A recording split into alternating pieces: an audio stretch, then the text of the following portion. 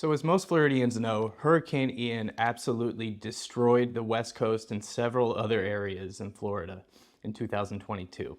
Shortly after that, the Florida legislature in the beginning of 2023 passed a host of new insurance laws that govern property insurance claims. Unfortunately, not all of the language included in these new laws benefits homeowners. In fact, not much at all. But appraisal is kind of like the Wild West. It's a very misunderstood process, but one that insurance companies, the legislature, and Florida courts all really enjoy. The main reason they enjoy it is because it takes cases away from the courts. It basically strips a homeowner's right to actually litigate a dispute with their insurance company. So what is appraisal? It's not like you purchase your house and you get an appraiser out to make sure you're paying a fair value for the home.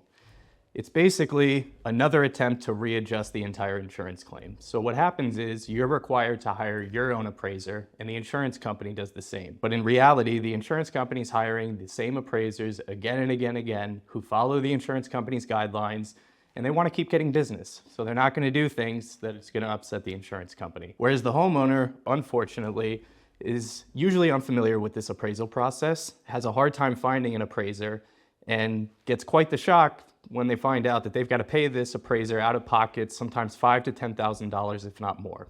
So basically, both you and your insurance company will appoint an appraiser. They're going to go out to the house, inspect the home, write up estimates, and in a perfect world, they agree on everything. But the world isn't perfect. So usually the insurance company's appraiser is going to write an estimate for a fraction of what the homeowner needs. At that point, we're at another dispute. So the appraisers end up agreeing to what's called an umpire. The umpire comes out, usually meets with the appraisers, reviews their estimates, and either picks one that he thinks is right or rewrites his own for what he believes was owed under the policy. The downside to appraisal is that it is essentially binding. There's really no wiggle room and nothing you can do if you're unhappy with the award. These new laws that were passed, I wanted to talk about them a little bit because unfortunately going forward, if another hurricane like Ian strikes this state, it's going to be a disaster for Floridian homeowners. This law was supposed to be passed to speed up the appraisal process. It's supposed to be completed within 90 days of an insured submitting its notice of intent to litigate over an insurance claim dispute.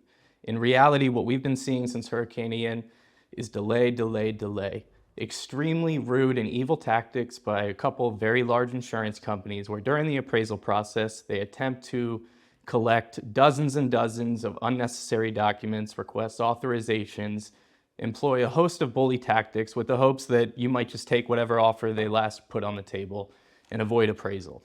During the appraisal, they're also requesting examinations under oath where they ask our clients and homeowners irrelevant questions, sometimes going on for 5-6 hours during one day. I just wanted to give two kind of story examples of how the appraisal process plays out in Florida. Maybe 5-6 years ago, we had another Hurricane Irma, which struck the state. And the appraisal process was great. It moved pretty quickly. So here's a quick example.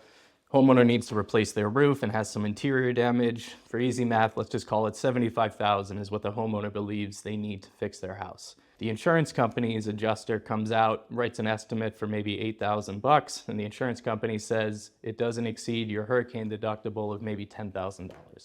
At that point, there's a dispute. That claim may have gone to appraisal after Hurricane Irma.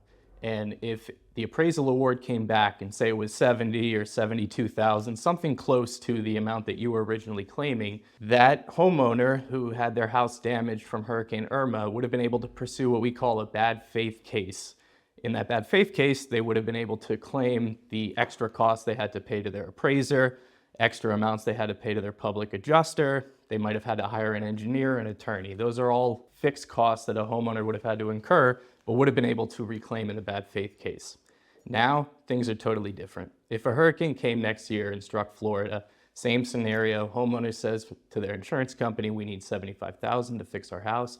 Insurance company says the damage doesn't even exceed the deductible, but there is coverage. It goes to appraisal. Say the appraisers agree the exact penny the homeowner wanted, $75,000, or sometimes they even write it up for more. Bad faith is now gone with respect to appraisal awards. The Florida legislature included a very interesting line in this statute that was passed after Hurricane Ian, where they acknowledge that that appraisal award, it's probably evidence of bad faith, but there's no cause of action from an appraisal award anymore in the state of Florida, whereas that Hurricane Irma homeowner would have been able to recover the extra maybe $10,000 they had to pay just to get the right amount paid through appraisal If a hurricane comes next year and the appraisal goes great for the homeowner, that's fantastic, but now that homeowner is stuck with those out-of-pocket costs. Like I said, appraisal's the Wild West. It's very complicated. Judges disagree, attorneys disagree over many terms. Call us if your claim might be going to appraisal. You do not want to do that route by yourself.